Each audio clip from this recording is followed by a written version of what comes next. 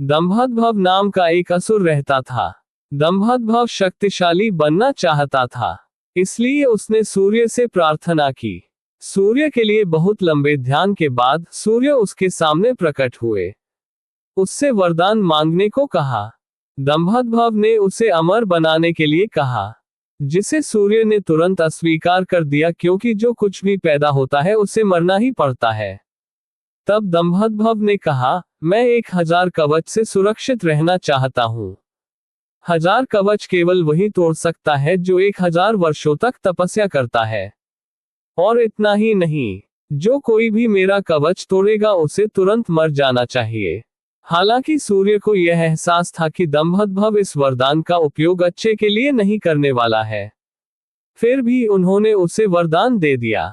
सूर्य से वरदान मिलते ही दंभोद्भव ने धरती पर उत्पात मचाना शुरू कर दिया। लोग उससे लड़ने से डरते थे। उसे हराने का कोई तरीका नहीं था। जो कोई भी उसके रास्ते में आता था वह उसे कुचल देता था। लोग उसे सहस्रकवच अर्थात जिसके पास 1000 कवच हो कहने लगे। दक्ष की पुत्री मूर्ति इस खतरे को खत्म करना चाहती थी, इसलिए उसने भगवान विष्णु से प्रार्थना की कि वे उसे खत्म करने में मदद करें। उसकी प्रार्थना से प्रसन्न होकर भगवान विष्णु उसके सामने प्रकट हुए और कहा कि वह दंभोद्भव का वध करने का कारण बनेगी। बाद में मुरली ने नर और नारायण नामक जुड़वा पुत्रों को जन्म दिया। दोनों भाई युद्ध की विद्या सीखने लगे और शिव के बहुत बड़े भक्त थे। दोनों अविभाज्य थे, कभी एक दूसरे के फैसले पर सवाल नहीं उठाते थे और एक दूसरे पर पूरा भरोसा करते थे। तब नर दंभोद्भव के पास गए और उसे युद्ध के लिए चुनौती दी। दंभोद्भव ने नर से कहा कि वह केवल 1000 साल तक तपस्या करने से ही मारा जा सकता है। नर ने उत्तर दिया, मैंने कोई तपस्या नहीं की है, लेकिन मेरे भाई नारायण मेरे लिए कर रहे हैं और उनके बजाय मैं तुमसे लड़ने आया हूँ। ये सुनकर दंभोद्भव उदास हो गया।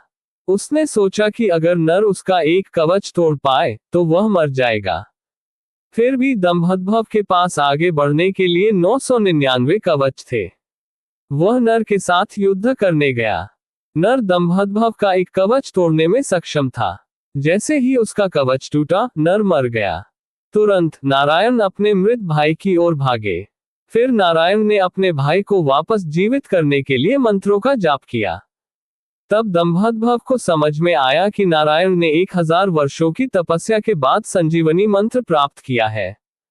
उसके बाद नारायण दंभोद्भव के साथ युद्ध पर चले गए और नर संजीवनी मंत्र प्राप्त करने के लिए तपस्या करने चले गए। दंभोद्भव को पता था कि वह बर्बाद हो गया था। ये चलता रहा। जैसे ही दंभोद्भव का कवच टूटा, उसके साथ लड़ने वाला व्यक्ति मर गया, जिसे दूसरे ने वापस जीवित कर दिया। अब दंभोद्भव ने दोनों भाइयों के साथ युद्ध करते हुए 999 कवच खो दिए। नर और नारायण ने दंभोद्भव की मांग की, लेकिन सूर्य ने इनकार कर दिया, क्योंकि दंभोद्भव उनके भक्त थे और उन्होंने सूर्य की अप्रतिम भक्ति के साथ पूजा की थी। तब नर ने सूर्य और दंभोद्भव को श्राप दिया कि वे दोनों एक साथ मनुष्य के रूप में जन्म लेंगे और इसके लिए कष्ट भोगेंगे।